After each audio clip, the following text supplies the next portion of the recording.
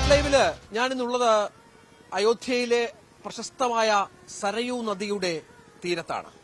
സരയൂ നദിക്ക് ഒരുപാട് പ്രാധാന്യമുള്ള ഒരു നദിയുടെ കരയിലാണ് നമ്മളുള്ളത്. ഇവിടെയാണ് അയോധ്യ നഗരം സ്ഥിതി ചെയ്യുന്നത്. പ്രധാനമായും ഈ സരയൂ നദിയുടെ കരയിൽ ഈ രാമായണത്തിലും വേദങ്ങളിലുമൊക്കെ നിരവധി പുരാതന ഹൈന്ദവ ഗ്രന്ഥങ്ങളിൽ പരാമർശിക്കപ്പെടുന്ന ഒരു നദി കൂടിയാണ് ഇത്.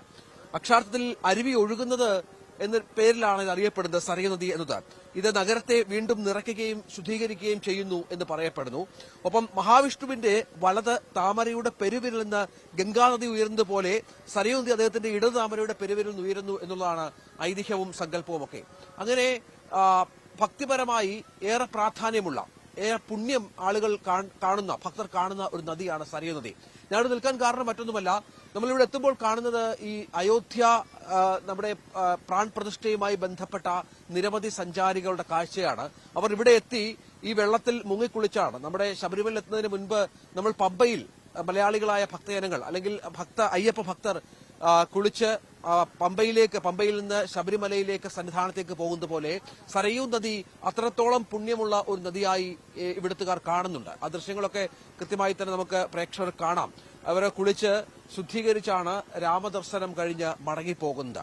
ഈ പ്രാൺ പ്രതിഷ്ഠയുമായി ബന്ധപ്പെട്ട്, രാമപ്രതിഷ്ഠയുമായി ബന്ധപ്പെട്ട് വലിയ ചടങ്ങുകൾ ഈ സരയൂ നദിയുടെ കരയിൽ നടക്കുന്നുണ്ട് എന്നുള്ളത് വളരെ പ്രധാനപ്പെട്ട ഒന്നാണ്. അത് കുറെ ദിവസങ്ങളിലായി ഇവിടെ ഉണ്ട്. ടൂറിസവുമായി ബന്ധപ്പെട്ടുമൊക്കെ നിരവധി ആളുകൾ ഇവിടേക്ക് എത്തുന്നുണ്ട്. ഒപ്പം ഈ ബോട്ട് സർവീസൊക്കെ ഇവിടെ ആരംഭിക്കുന്ന, അവിടെ നേരത്തെ നമുക്ക് ദൃശ്യങ്ങളിൽ കാണാവുന്നത് പോലെ ബോട്ട് സർവീസുകളുമൊക്കെ ഇവിടെ ഉണ്ട്. അങ്ങനെ ചരിത്രപരമായി, പുണ്യപരമായി പുരാണങ്ങളിലും മറ്റും ആ തരത്തിൽ പറയപ്പെട്ടിരിക്കുന്ന വളരെ പ്രധാനപ്പെട്ട ഒരു നദിയുടെ തീരത്താണ് ഇപ്പോൾ സ്പോട്ട് ലൈവുമായി ഞാനുള്ളത്. മറ്റൊരു പ്രധാനപ്പെട്ട കാര്യം, രാവിലെ മുതൽ നമ്മൾ അയോധ്യയിൽ ഉണ്ടായിരുന്നു. അയോധ്യയിൽ വലിയ തിരക്ക് അനുഭവപ്പെടുന്നുണ്ട്. പ്രാൺ പ്രതിഷ്ഠ ചടങ്ങുമായി ബന്ധപ്പെട്ട് സംസ്ഥാനത്തിന്റെ വിവിധ ഭാഗങ്ങളിൽ നിന്നുള്ള പതിനായിരക്കണക്കിന് ആളുകൾ, ലക്ഷക്കണക്കിന് ആളുകൾ അങ്ങോട്ടേക്ക് എത്തുകയാണ്. അവിടെ തീർത്ഥാടക പ്രവാഹത്തിന് ശമനമില്ല. രാവിലെ മുതൽ തുടങ്ങിയ ആ തീർത്ഥാടകരുടെ ഒരു പ്രവാഹം അതിപ്പോഴും തുടരുന്നുണ്ട് എന്നുള്ളതാണ്. ഗ്രൂപ്പുകളായും മറ്റും അവരൊക്കെ അങ്ങോട്ടേക്ക് എത്തുന്നു, ദർശനം കഴിഞ്ഞ് മടങ്ങുന്നു. കുറെ ആളുകൾ ഇവിടെ ചിലവഴിക്കുന്നു, അവരുടെ സമയം കുറേയധികം ചിലവഴിക്കുന്നു. അങ്ങനെ എല്ലാ തരത്തിലും അയോധ്യ ഭക്തിസാന്ദ്രമായി മാറുന്ന ഒരു പശ്ചാത്തലം കൂടി നമ്മൾ രാവിലെ മുതൽ കാണുന്നുണ്ട്. ഇതിനിടയിലാണ് നരേന്ദ്രമോദി പ്രധാനമന്ത്രി 22-ന് ഇവിടേക്ക് ആരും വരരുത് എന്ന് വളരെ കൃത്യമായി തന്നെ അറിയിച്ചിരിക്കുന്നത്. കാരണം നമുക്കറിയാം, അന്ന് ക്ഷണിക്കപ്പെട്ട അതിഥികൾക്ക് മാത്രമാണ് അയോധ്യയിലേക്ക് പ്രവേശനമുള്ളത്. ഏതാണ്ട് 15,000-ഓളം ആളുകൾ ആ സമയത്ത് ക്ഷണിക്കപ്പെട്ടവരായി സ്വാമിമാർ അടക്കം ഇവിടെ എത്തും എന്ന് പ്രതീക്ഷിക്കുന്നു. ഒപ്പം മോദി അടക്കമുള്ള VIP ആളുകളും ഉണ്ടാകും. അവരൊക്കെ പങ്കെടുത്തുള്ള ഒരു പ്രാൺ പ്രതിഷ്ഠയാണ് ഇപ്പോൾ ആ തരത്തിൽ ആസൂത്രണം ചെയ്തിരിക്കുന്നത് എന്നുള്ളതാണ് പ്രധാനപ്പെട്ട വിവരം. നമുക്ക് നേരത്തെ പറഞ്ഞു തുടങ്ങിയ ഒരു കാര്യം, ഇന്ന് പ്രധാനമന്ത്രി അറിയിച്ചിരിക്കുന്ന ഒരു കാര്യം, അദ്ദേഹം വ്രതാനുഷ്ഠാനം ഈ അയോധ്യയുമായി ബന്ധപ്പെട്ട് വ്രതാനുഷ്ഠാനം ആരംഭിച്ചു കഴിഞ്ഞു. 9 ദിവസം അദ്ദേഹം വ്രതത്തിലായിരിക്കും. അതിനുശേഷം അദ്ദേഹം പറഞ്ഞ ഒരു പ്രധാന കാര്യം ഈ തന്റെ ഭാഗ്യമാണ്. കാരണം ഇത്രയധികം കോടി ജനങ്ങളെ പ്രതിനിധീകരിച്ചുകൊണ്ട് അയോധ്യയിലെ പ്രാൺ പ്രതിഷ്ഠ ചടങ്ങിൽ പങ്കെടുക്കാൻ തനിക്കൊരു അവസരം കിട്ടിയെന്നുള്ളത് വലിയ ഭാഗ്യമായി കാണുന്നു എന്നും അദ്ദേഹം പറഞ്ഞു വെക്കുന്നത് കണ്ടു. അങ്ങനെ രാജ്യം മുഴുവൻ ഏറ്റെടുത്ത ഒരു ആഘോഷമായി അയോധ്യയിലെ ഈ ചടങ്ങ് മാറുന്നു എന്നുള്ളതാണ് അതിന്റെ പ്രത്യേകത. അയോധ്യയും ഒരുങ്ങുകയാണ്. ചരിത്രത്തിന്റെ താളുകളിലേക്ക് ആ 22 ദിനം മാറുമ്പോൾ അയോധ്യയും ആ തരത്തിൽ പ്രതിഷ്ഠിക്കപ്പെടുകയാണ്. ലോകത്തിന്റെ മുഴുവൻ ശ്രദ്ധ രാമജന്മഭൂമിയിലേക്ക്, അയോധ്യയിലേക്ക് എത്തുന്ന ഒരു പശ്ചാത്തലം കൂടി കഴിഞ്ഞ കുറെ ദിവസങ്ങളായി നമ്മൾ കാണുന്നുണ്ട്. എല്ലാ സംസ്ഥാനങ്ങളിൽ നിന്നും, ഏതാണ്ട് കേരളത്തിൽ നിന്നടക്കം രാജ്യത്തിന്റെ മിക്ക സംസ്ഥാനങ്ങളിൽ നിന്നും, ഭൂരിഭാഗം സംസ്ഥാനങ്ങളിൽ നിന്നും ആളുകൾ ഇങ്ങോട്ടേക്ക് എത്തുകയും ഈ തരത്തിൽ രാംലല്ലയിലെത്തി അവിടെ കണ്ട് മടങ്ങുകയും ചെയ്ത പശ്ചാത്തലം നമ്മൾ രാവിലെ മുതൽ റിപ്പോർട്ട് ചെയ്യുന്നുണ്ട്. കാരണം 22 മുതൽ 21 മുതൽ എങ്കിലും അവിടെ വലിയ നിയന്ത്രണങ്ങൾ ഏർപ്പെടുത്തുമെന്നുള്ളതാണ് നമുക്ക് ലഭിക്കുന്ന വിവരം. 21, 22 ദിവസങ്ങളിലൊക്കെ വലിയ നിയന്ത്രണങ്ങൾ ഉണ്ടാകും. അവിടെ സാധാരണക്കാർക്ക് പ്രവേശനമില്ല. ഇപ്പോൾ തന്നെ വലിയ സുരക്ഷയിലാണ് അയോധ്യയും പരിസരവും ഒക്കെ. അവിടെ 3 തല സെക്യൂരിറ്റി സംവിധാനം ഏർപ്പെടുത്തിയിട്ടുണ്ട്. 3-4 തലത്തിലുള്ള പരിശോധനകൾക്ക് ശേഷമാണ് ക്ഷേത്രത്തിലേക്ക് ആളുകൾക്ക് പോകാൻ സാധിക്കുക. ക്ഷേത്രത്തിനുള്ളിൽ കടക്കുക എന്നുള്ളതും ഏറെ സമയത്തെ ശ്രമകരമായ ഒരു കാര്യമാണ്. കാരണം അതിനുള്ള പ്രധാനപ്പെട്ട കാര്യം മറ്റൊന്നുമല്ല, ഈ ആളുകളുടെ ഒരു തിരക്കുണ്ട്. ഇവരെ ഓരോരുത്തരെയും കൃത്യമായി സുരക്ഷാ പരിശോധന നടത്തിയതിനു ശേഷം മാത്രമാണ് ക്ഷേത്രത്തിലേക്കുള്ള പ്രവേശനം. മൊബൈൽ ഫോണുകൾക്ക് പ്രവേശനമില്ല, ക്യാമറകൾക്ക് പ്രവേശനമില്ല, ബെൽറ്റ് ഉപയോഗിക്കാൻ പാടില്ല, വാച്ചുകൾ ഉപയോഗിക്കാൻ പാടില്ല. അങ്ങനെ ഒരു വലിയ തോതിലുള്ള സുരക്ഷാ ക്രമീകരണങ്ങൾ ഒരുക്കി മാത്രമാണ് ക്ഷേത്രത്തിലേക്ക് ആളുകളെ കടത്തിവിടുക. നമുക്ക് മാധ്യമപ്രവർത്തകർക്ക് പോലും ഒരുപക്ഷെ പല സ്ഥലങ്ങളിലും നമ്മൾ കണ്ടിട്ടുണ്ട് മാധ്യമപ്രവർത്തകർക്ക് പലപ്പോഴും ചില ഇളവുകൾ കിട്ടാറുണ്ട് ഇത്തരം മേഖലകളിൽ, ഈ റെഡ് സോൺ മേഖലകളിലൊക്കെ. പക്ഷേ ഇവിടെ അങ്ങനെയല്ല, പഴുതടച്ച സുരക്ഷയാണ്. നമ്മൾ ആ മേഖലയിൽ പോലും നമ്മളെ നിർത്തുന്നില്ല. നമ്മളോട് അനുമതി വേണം എന്നാണ് പറയുന്നത്. പല മേഖലകളിലും നമ്മൾ ഇത്തരത്തിൽ ചിത്രീകരിക്കാൻ ചെല്ലുമ്പോൾ അനുമതിയില്ലാതെ മിക്ക സ്ഥലങ്ങളിലും ചിത്രീകരണം അനുവദിക്കുന്നില്ല എന്നുള്ളത് വളരെ പ്രധാനപ്പെട്ട ഒന്നാണ്. സ്വാമിജി, आप कहाँ से आया है? मैं अयोध्या से हूँ, अयोध्या हनुमानगढ़ी से। जी कैसा है अब प्राण प्रतिष्ठा होने वाला है ना? जी जी बिल्कुल, इसमें कोई संदेह नहीं है। 492 वर्षों का संघर्ष आज ग्रहण काल पूरा हुआ। आज हमारे भगवान श्री राम उदय हो रहे हैं क्योंकि जो ग्रहण लगा था उस ग्रहण का आज अब काल खत्म हो रहा है। आज पुनः श्री राम अपने गर्भगृह में विराजमान होने जा रहे हैं। हमें तो अब हमें नहीं, हमारे अयोध्या वासियों को यह महसूस होने लगा है कि अब तीसरी बार अयोध्या फिर से स्थापित होने जा रही है। एक बाजी त्रेता में थी, त्रेता के बाद विक्रमा ने की, विक्रमा के बाद योगी और प्रधानमंत्री जी ने कर रहे हैं पुनः स्थापित अयोध्या को, ऐसा प्रतीत होता है। प्रधानमंत्री जी, आज से व्रत अनुष्ठान आज से शुरू हो गया है। जी, इसमें कोई संदेह नहीं है क्योंकि ब्रह्मचर्य का पालन करना, जिस तरह से भगवान को विराजमान करना है, प्राण प्रतिष्ठा, उनका मतलब उन्हीं को प्रण और अण दोनों का ही उसमें एक मतलब अभी जो मूर्ति के रूप में है उस पर अपने प्राण की मंत्र उच्चारण द्वारा प्राण उसमें डालने का कार्य करना है। उस कार्य को करने वाले हैं प्रधानमंत्री जी। इसलिए उनको आज से नेमचर्या व्रत सब करना होगा और अपने जो 10-11 दिन जो बचे हुए हैं इसमें फल आहार का भोजन करना होगा। ऐसे करके मतलब अपना जिस दिन भगवान श्री राम को विराजमान करा देंगे, प्राण पूर्णता भंडारा होगा, उस भंडारे का प्रसाद पाएंगे, उसी दिन से उनको अन्न। हम सरयू का पास है, सरयू का इसका प्राधान्य क्या है अयोध्या में? देखिए, अवधपुरी मम पुरी सुहावन, उत्तर दिश सरजू निज पावन। ये अयोध्या ही वास्तव में मैं आपको बताऊं कि ये अयोध्या कुंवारी है। आप सबको शायद बहुत कम लोगों को पता है कि अयोध्या कुंवारी है। अयोध्या कुंवारी इसलिए है कि भगवान क्षीर सागर में स्नान करें। मैं आपको बता दे रहा हूँ इसकी जो गतिविधियां मतलब परंपरा गति जो है, हम सब जिस साधु संत जिस तरह से इसको मानते हैं कि इनकी महानता क्या है, अनुपमा क्या है, भगवान श्री हरि के नेत्र से सजल हुई है। तो ब्रह्मा जी ने अपने कौंडल में धारण किया था और वही अपने कौंडल से प्रवाहित किए थे सरजू धारा। ये इसमें तो तब महत्व दिया गया और फिर जब प्रभु श्री राम इसमें गुप्त हुए तो इसका महत्व और ज्यादा हो गया। यहाँ तो दर्शन मात्र से ही पाप हरते हैं। जैसे यहाँ स्नान करने का महत्व नहीं है, यहाँ दर्शन करने का ही महत्व है।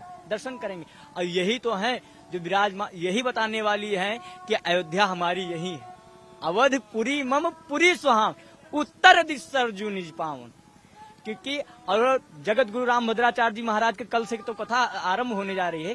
उन्होंने शास्त्रार्थ वाल्मीकि के अनुसार से उन्होंने जिस तरह से प्रमाण किया है, अयोध्या के ये तीर्थ मतलब अयोध्या का जो सरजू तट से ही उन्होंने कुछ प्रमाण किए थे। जी नहीं, ये हमारे संतों का ये पहनावा बोलते हैं, हम सब इसको खड़ाऊ बोलते हैं, चरण पाद, जिसको मर्यादा पुरुष उत्तम भगवान श्री राम, या जैसे हम त्याग में हैं, हमारा अयोध्या से हम नागा उसमें आते हैं, वैष्णव संप्रदाय में आते हैं, नागा हैं, इसलिए साधु का भेष, भाई साधु का भेष तो भेष होता है। इसलिए हम सब जिन चीज को अपनाना चाहते हैं, जैसे जो चीज हमें प्रत्याग हो हमारा, आप क्षमा करिएगा क्योंकि ये आज वर्तमान काल जो चल रहा है कलयुग में हम आप पैंट इत्यादि जो पहनते हैं, कपड़े वस्त्र पहनने लगे, छोटे छोटे कपड़े पहनने लगे, यह हमारा संस्कार नहीं है। हमारा संस्कार यह है कि हम धोती को लंगी मार के पहने और फिर उसके बाद में चले। तो कभी धोती का ये गमछा किस लिए है? गमछा इसलिए है कि अभी हमको स्नान करना हो, हमारा मन कर दिया स्नान करना है तो हम गमछा पहन के स्नान कर सकते हैं, फिर उसके बाद में आके अपना वस्त्र पहन सकते हैं। इसमें और समय आने पर जैसे हमारे कोई आकांक्षा हो या कोई हमारे ऊपर प्रहार कर दे तो हम इसको गमछा में खट से तुरंत पत्थर बांधेंगे और उसको बनाएंगे, हथियार मारेंगे। तो इसलिए इसमें कोई संदेह नहीं है। धन्यवाद स्वामी, नमस्कार। അങ്ങനെ നമുക്ക് ഈ ഇത്തരത്തിൽ ഒരുപാട് പ്രത്യേകതകൾ നമ്മൾ വന്ന ദിവസം മുതൽ കാണുന്നതാണ്. ഈ ആചാരപരമായും വസ്ത്രപരമായും ഒക്കെ ഭക്തിയുടെ പല തലങ്ങളിലുള്ള ആളുകളെ നമുക്ക് ഈ അയോധ്യയുമായി ബന്ധപ്പെട്ട് കാണാം. ഇപ്പോൾ കണ്ടത് വളരെ പ്രധാനപ്പെട്ട ഹനുമാൻ സേവകനായ ഒരു സ്വാമിയാണ്. അദ്ദേഹത്തിന്റെ വസ്ത്രധാരണ രീതിയൊക്കെ നമുക്ക് കാണാം. അവരൊക്കെ വലിയ പുണ്യമായി ഈ പറഞ്ഞതുപോലെയുള്ള ഇത്തരം സരയൂ നദിയെ കാണുന്നു, ഇവിടെ എത്തുന്നത് കാണുന്നു. അദ്ദേഹം പറഞ്ഞത് സരയൂ നദിയിൽ ദർശിക്കുക മാത്രം മതി, പ്രാർത്ഥന പോലും വേണ്ട, അത് തന്നെ പുണ്യമാണ് എന്ന് പറഞ്ഞാണ് അദ്ദേഹം മടങ്ങുന്നത്.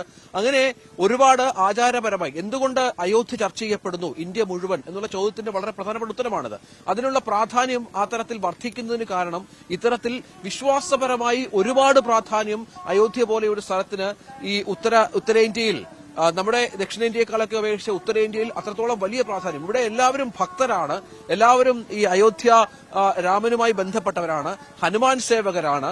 അങ്ങനെ ഈ പറഞ്ഞതുപോലെ ഒരുപാട് ദൈവങ്ങളെ ആരാധിക്കുന്നവരാണ്, അവരുടെ പ്രത്യേക പൂജാവിധികളുണ്ട്. അതൊക്കെയാണ് ഈ അയോധ്യയുടെ പ്രാധാന്യം വർദ്ധിപ്പിക്കുന്നതും ആ തരത്തിൽ ഇത്തരം കാര്യങ്ങൾക്ക് വലിയ തോതിലുള്ള ഇന്ത്യ മുഴുവനുള്ള പ്രചാരണം നൽകാനുള്ള ഒരു കാരണമായി മാറുന്നതുമൊക്കെ. അങ്ങനെ ഈ അയോധ്യയിലെത്തുമ്പോൾ നമ്മൾ കാണുന്ന വിവിധങ്ങളായ കാഴ്ചകളുടെ ഒരു പ്രതിഫലനമാണ് ഇപ്പോൾ പ്രേക്ഷകർ കണ്ടത്. നേരത്തെ ഞാൻ പറഞ്ഞു തുടങ്ങിയത് ഈ അയോധ്യയിലേക്ക് എത്തുന്ന ഭക്തരുടെ എണ്ണത്തിൽ വലിയ തോതിലുള്ള വർധനമുണ്ടാകുന്നു എന്നുള്ളത് തന്നെയാണ്. കാരണം നേരത്തെ 5000-6000 പേരൊക്കെ അയോധ്യയുടെ മുൻകാലങ്ങളിൽ ദിവസം എത്തിയിരുന്നു എന്നാണ് ഇവിടെയുള്ള സെക്യൂരിറ്റി ഉദ്യോഗസ്ഥരടക്കം പറയുന്നത്. അത് 20, 25, 30, 35, 40,000 വരെ പ്രതീക്ഷിക്കുന്നുണ്ട്. 22 ശേഷം 22 വരെ ഒരുപക്ഷെ ഈ എണ്ണത്തിൽ തന്നെ നിന്നേക്കാം. അത് 22 21, 22 ഒക്കെ നിയന്ത്രണങ്ങൾ ഉണ്ടാകും. 22 ശേഷം 50,000-ോളം ആളുകളെ ഉൾക്കൊള്ളിക്കത്തക്ക വിധത്തിലുള്ള ക്രമീകരണങ്ങൾ കൂടിയാണ് അയോധ്യയിൽ. ദിനംപ്രതി 50,000 ആളുകൾ, അതായത് ഒരു മാസം 15 ലക്ഷത്തോളം ആളുകളെ ഇവിടെ ദർശനത്തിനായി എത്തുകയാണെങ്കിൽ അവർക്കുള്ള എല്ലാ സൗകര്യവും ഒരുക്കത്തക്ക വിധത്തിലാണ് സംവിധാനങ്ങൾ പുരോഗമിക്കുന്നത്. അതനുസരിച്ച് റോഡുകൾ മാറുന്നു, ഹോട്ടലുകൾ മാറുന്നു, വാഹന ഗതാഗതം മാറുന്നു. നമുക്കറിയാം വളരെ പ്രധാനപ്പെട്ട ഒരു വിമാനത്താവളം ഇവിടെ തയ്യാറായി കഴിഞ്ഞു. കേവലം എയർ സ്ട്രിപ്പ് മാത്രമായിരുന്ന അയോധ്യയിൽ ഒരു വിമാനത്താവളം, അന്താരാഷ്ട്ര വിമാനത്താവളം തയ്യാറായി കഴിഞ്ഞു. ഇവിടുത്തെ റെയിൽവേ സ്റ്റേഷന്റെ മുഖച്ഛായ മാറുന്നു, കെട്ടിടങ്ങളുടെ മുഖച്ഛായ മാറുന്നു, ഹോട്ടലുകൾ കൂടുതലായി വരുന്നു. ടൂറിസം മേഖലയിൽ നിക്ഷേപിക്കുന്ന പല നിക്ഷേപകരും അയോധ്യയിൽ വലിയ നിക്ഷേപം നടത്തുന്നു. അങ്ങനെ അയോധ്യയുടെ മുഖച്ഛായ പൂർണ്ണമായി മാറുന്നു എന്നുള്ളത് തന്നെയാണ് ഏറ്റവും പ്രധാനപ്പെട്ട കാര്യം. അതിന് കാരണമാകുന്നതാകട്ടെ ഈ രാമക്ഷേത്രത്തിന്റെ ഉദ്ഘാടനവും അതിന്റെ പ്രതിഷ്ഠയും ഒക്കെയുമായി ബന്ധപ്പെട്ടാണ്. നമുക്കറിയാം രാജ്യത്തിന്റെ വിവിധ ഭാഗങ്ങളിൽ നിന്ന് നിരവധി ആളുകൾക്ക് ക്ഷണമുണ്ട് ഇങ്ങോട്ടേക്ക്. പക്ഷേ സാധാരണ ജനങ്ങളോട് ഇവിടേക്ക് വരരുത് എന്നും ആ ദിവസം വരരുത് എന്നും പ്രധാനമന്ത്രി അഭ്യർത്ഥിച്ചിട്ടുണ്ട്. അങ്ങനെ 15,000-ഓളം ആളുകളെ അക്കോമഡേറ്റ് ചെയ്യുക. ഇപ്പോൾ തന്നെ രാജ്യത്തിന്റെ വിവിധ ഭാഗങ്ങളിൽ നിന്നുള്ള സന്യാസിമാർ, സ്വാമിമാർ ഇവിടെ എത്തി പൂജാകർമ്മങ്ങൾ നടത്തുന്നുണ്ട്. നമ്മൾ ഇന്നലെ രാവിലെ സരയൂ നദിയുടെ തീരത്ത് പോയി അവിടെ ചില ഹോമകുണ്ടങ്ങളൊക്കെ ഉണ്ടാക്കുന്നു. ആ ദിവസം വലിയ തോതിലുള്ള ഹോമം, 108ഓളം ഹോമകുണ്ടങ്ങളിൽ ഹോമം നടക്കും എന്നുള്ള വിവരങ്ങൾ പുറത്തു വരുന്നുണ്ട്. അങ്ങനെ ഈ അയോധ്യയുടെ മുക്കിലും മൂലയിലും ഓരോ മേഖലയിലും വലിയ ഒരു സിറ്റിയാണ് ഇത്. ഈ ഓരോ മേഖലയിലും അതിന്റെ മുഖച്ഛായ മാറ്റത്തക്ക വിധമുള്ള നിർമ്മാണ പ്രവർത്തനങ്ങൾ നടക്കുന്ന പശ്ചാത്തലമുണ്ട്. ഒപ്പം അതനുസരിച്ചുള്ള മാറ്റങ്ങൾ ജനങ്ങളിലും വളരെ പ്രകടമാണ്. ഏറെ സന്തോഷത്തോടുകൂടിയാണ് അവർ ഈ രാമജന്മഭൂമിയെ ഇത്തരത്തിലൊരു വലിയ ചടങ്ങിനെ പ്രതീക്ഷിക്കുകയും അവർ സ്വാഗതം ചെയ്യുകയും ചെയ്യുന്നത്. തങ്ങളുടെ ജീവിതത്തിന് തന്നെ വലിയ മാറ്റം ഈ ചടങ്ങ് കൊണ്ടുവരും എന്നുള്ള പ്രതീക്ഷയിൽ അവർ മുന്നോട്ട് പോവുകയും ചെയ്യുന്ന സാഹചര്യമുണ്ട്. അങ്ങനെ നമ്മളും ഉണ്ട്, ഇവിടെ അയോധ്യയിലുണ്ട്. പ്രേക്ഷകരിലേക്ക് ഓരോ ചലനങ്ങളും നമ്മൾ എത്തിച്ചുകൊണ്ടിരിക്കും. നമുക്ക് ഒരുപാട് വാർത്തകൾ ഇതുമായി അനുബന്ധിച്ച് ചെയ്യാനുണ്ട്. ഇനിയും ഒരു ഇടവേളയാണ്. ഇടവേളയ്ക്ക് ശേഷം സജീവ് സി വാര്യരുണ്ട്. അയോധ്യ പോലെ വളരെ പ്രധാനപ്പെട്ട നമ്മുടെ ശബരിമല ക്ഷേത്രത്തിൽ അവിടെ തകയാങ്കി ഘോഷയാത്ര അടക്കം നടക്കുന്ന പശ്ചാത്തലമുണ്ട്. ഒപ്പം മകരവിളക്ക് ദിവസം ഇങ്ങ് അടുത്തു. മകരവിളക്കിന് വിപുലമായ തയ്യാറെടുപ്പുകൾ അവിടെ നടക്കുന്നുണ്ട്. വലിയ സുരക്ഷാ ക്രമീകരണങ്ങൾ അവിടെയുണ്ട്. അപ്പോൾ ഇടവേളയ്ക്ക് ശേഷം സജീവ് ഇതിന്റെ ശബരിമല സന്നിധാനവുമായി ബന്ധപ്പെട്ട അവിടുത്തെ തയ്യാറെടുപ്പുകളുമായി ബന്ധപ്പെട്ട ഏറ്റവും പുതിയ വിവരങ്ങൾ പങ്കുവെക്കും.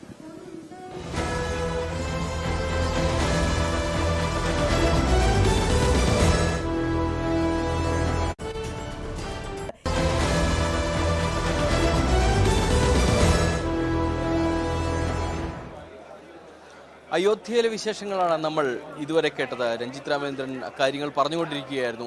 ഇപ്പോൾ ശബരിമലയിൽ മകരവിളക്കിനുള്ള ഒരുക്കങ്ങളെല്ലാം പൂർത്തിയായി കഴിഞ്ഞു.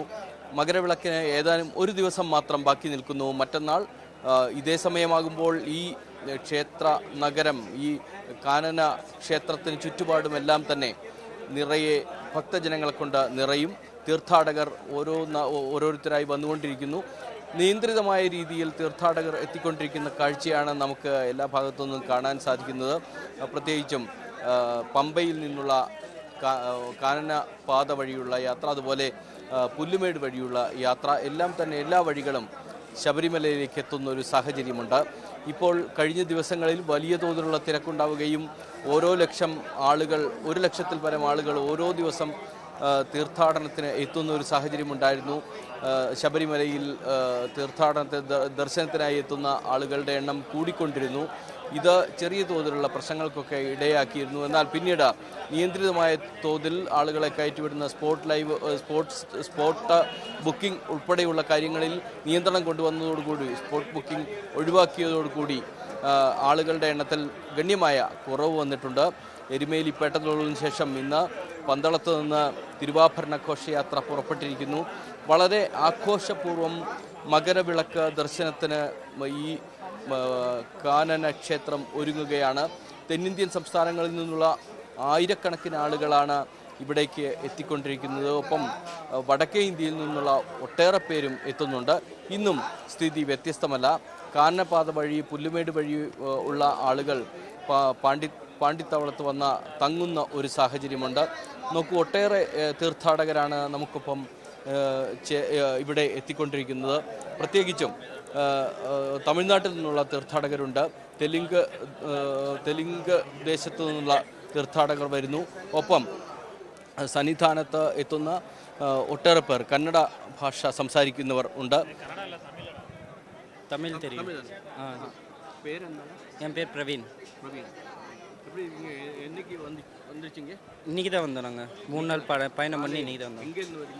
நாங்கள் டெல்லியிலிருந்து. டெல்லி வழி வந்து கொஞ்சம் டஃப்பாக தான் இருந்துச்சு, கொஞ்சம் ப்ராப்ளமாக இருந்துச்சு, ரொம்ப பெயின். இருந்தாலும் பரவாயில்ல, சாமியை பார்க்கணுன்றதுக்காக தான் மனசார போய். இல்லை, நாங்கள் ஃபுல்லாக புல்வேடு வழி பெரிய பாதை. நாங்கள் மொத்தம் 30-35 பேர். அவங்க முன்னாடி வந்துட்டாங்க, நாங்கள் குழந்தைங்க இருக்குன்னா கொஞ்சம் பொறுமையாக பின்னாடி வந்து இங்கே தங்குறது. இங்கே பின்னாடி இங்கே தங்குவோம், நாங்கள் போயிடுவோம். தரிசனம் முடிச்சு மறுபடியும் டெல்லி போயிடுவோம். நாளைக்கு இல்லை, அது இல்லை, இந்த டைம் இல்லை. இந்த டைம் டேட் வந்து எக்ஸ்சேஞ்ச் ஆயிடுச்சுனால கொஞ்சம் பார்க்க முடியும். എങ്ങനെയും ആളുകളുണ്ട്. പ്രത്യേകിച്ചും നമ്മൾ നോക്കുമ്പോൾ തീർത്ഥാടനത്തിന് എത്തുന്ന പലർക്കും ഇവിടെ തുടരാൻ കഴിയാത്ത സാഹചര്യവുമുണ്ട്. പലരും തിരിച്ചു പോകുന്ന സാഹചര്യമുണ്ട്. എന്നാൽ കൂടുതൽ പേരും ഇവിടെ എത്തുന്നവർ പർണശാലകൾ കെട്ടിയും അതുപോലെ ടെൻറ്റുകൾ കെട്ടിയും താമസിക്കുന്ന ഒരു സാഹചര്യമാണ് നിലവിലുള്ളത്. അതിനുള്ള സുരക്ഷാ ക്രമീകരണങ്ങൾ സജ്ജമാക്കിയിട്ടുണ്ട്. അതെല്ലാം തന്നെ പരിശോധിക്കാനായി സംസ്ഥാന പോലീസ് മേധാവിയുടെ നേതൃത്വത്തിലുള്ള സംഘം ഇന്ന് പരിശോധനകൾ നടത്തുകയുണ്ടായി. ഒപ്പം തന്നെ കൂടുതൽ സേനയെ വിന്യസിക്കുന്ന അടക്കമുള്ള കാര്യങ്ങളിലേക്ക് തീരുമാനം വന്നിരിക്കുന്നു. 1000-ൽ പരം പോലീസുകാരെ കൂടുതലായി വിന്യസിക്കാനുള്ള നീക്കവും നടന്നു കഴിഞ്ഞു. ഇന്ന് ആ തീരുമാനമുണ്ടായിരിക്കുന്നു. ഒപ്പം മലയിറങ്ങുന്ന ആളുകൾക്ക് കൂടുതൽ സുഗമമായി മലയിറങ്ങാനും തിക്കിലും തിരക്കിലും പെട്ട് അപകടങ്ങൾ ഉണ്ടാവാതിരിക്കാനുമുള്ള സാഹചര്യങ്ങൾ ഒരുക്കുക എന്നുള്ള നടപടിക്രമങ്ങൾക്ക് ഇന്ന് തീരുമാനമായിട്ടുണ്ട്. വിവിധ വകുപ്പുകളുടെ ഏകോപിപ്പിച്ചുകൊണ്ടുള്ള യോഗം സന്നിധാനത്ത് നടന്നു. പമ്പയിലും നിലയ്ക്കലും DGP സന്ദർശനം നടത്തുകയും അവിടങ്ങളിൽ അവലോകന യോഗങ്ങൾ ചേരുകയും ചെയ്തിരുന്നു. അതിൻ്റെ അടിസ്ഥാനത്തിൽ ഈ മേഖലയിലെല്ലാം തന്നെ കുറെ കൂടി ജാഗ്രത വേണം എന്ന നിർദ്ദേശം നൽകിയിട്ടുണ്ട്. പുല്ലുമേട് തുടങ്ങിയിട്ടുള്ള ഭാഗങ്ങളിൽ വണ്ടിപ്പെരിയാറിൽ നിന്ന് തുടങ്ങുന്ന കാനനപാതയിലെല്ലാം തന്നെ വലിയ തോതിലുള്ള സുരക്ഷാ സംവിധാനങ്ങൾ ഏർപ്പെടുത്തണം. ഒപ്പം ആംബുലൻസ് അടക്കമുള്ള മെഡിക്കൽ സംവിധാനങ്ങൾ വേണം. മെഡിക്കൽ ടീമിനെ സജ്ജമാക്കിയിട്ടുണ്ട്. അത്തരത്തിലുള്ള എല്ലാ ക്രമീകരണങ്ങളും ഒരുക്കിക്കൊണ്ടുള്ളൊരു മകരവിളക്ക് തീർത്ഥാടനമാണ് ഉദ്ദേശിക്കുന്നത്. അതിനുവേണ്ടി എല്ലാ സംവിധാനങ്ങളും 3 ജില്ലകളിലെ കോട്ടയം, പത്തനംതിട്ട, അതുപോലെ ഇടുക്കി ജില്ലകളിൽ നിന്നുള്ള ജില്ലാ ഭരണകൂടങ്ങളുടെയും ഒപ്പം സംസ്ഥാന പോലീസ് മേധാവിയുടെ മേൽനോട്ടത്തിൽ പോലീസ് സേനയുടെയും ഫയർഫോഴ്സ്, അതുപോലെ റവന്യൂ, അത്തരം എല്ലാ ഡിപ്പാർട്ട്മെൻറ്റുകളുടെയും PWD ഇത്തരം എല്ലാ ഡിപ്പാർട്ട്മെൻറ്റുകളുടെയും ഏകോപനത്തിലൂടെയാണ് അതിനുള്ള സുഗമമായ ദർശനത്തിനുള്ള സാഹചര്യം ഒരുക്കുന്നത്.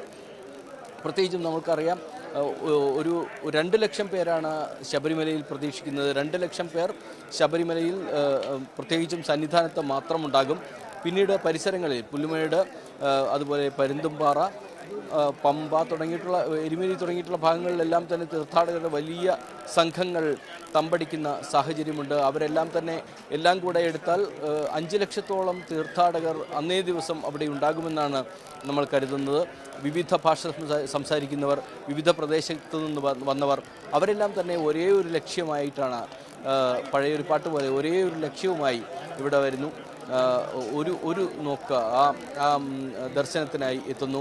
അതുപോലെ മലയിൽ വൈകുന്നേരത്തെ വിശേഷാൽ ദീപാരാധനയ്ക്ക് ശേഷം തെളിയുന്ന മകരജ്യോതി ദർശിക്കാനായി ഇത്രയുമേറെ ആളുകളാണ് കാത്തിരിക്കുന്നത്. അവരെ സംബന്ധിച്ചിടത്തോളം അതൊരു വലിയ പുണ്യമായി കരുതുന്നുണ്ട്. അതുകൊണ്ടാണ് ഇത്രയും ആളുകൾ അത്രയും കഷ്ടതകൾ സഹിച്ചും ഇവിടെ എത്തിച്ചേരുന്നത്.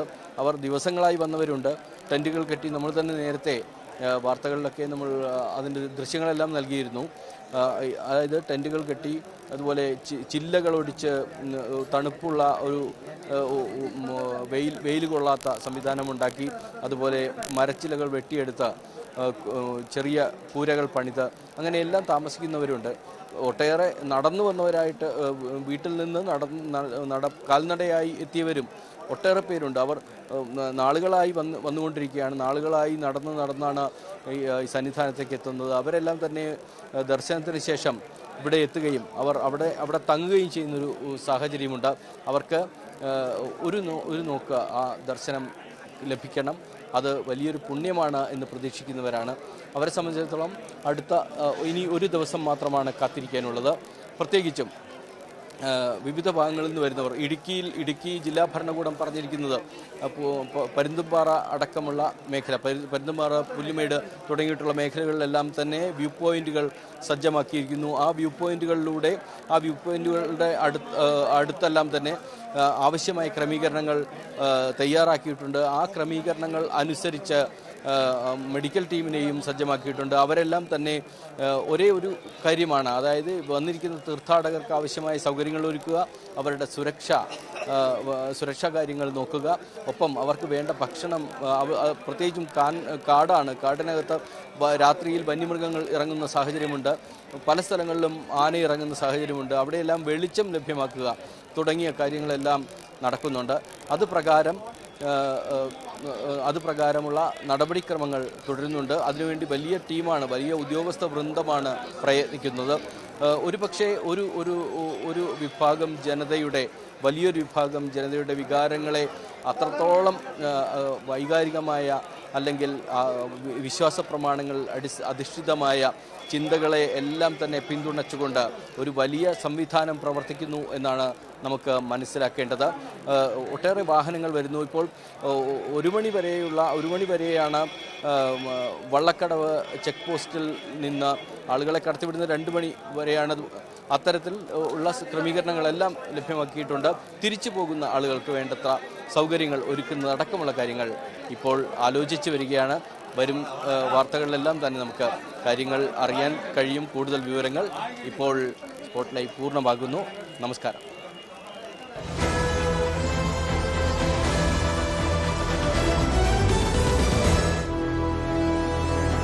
ഈ പരിപാടി കൂടി വരുന്നത്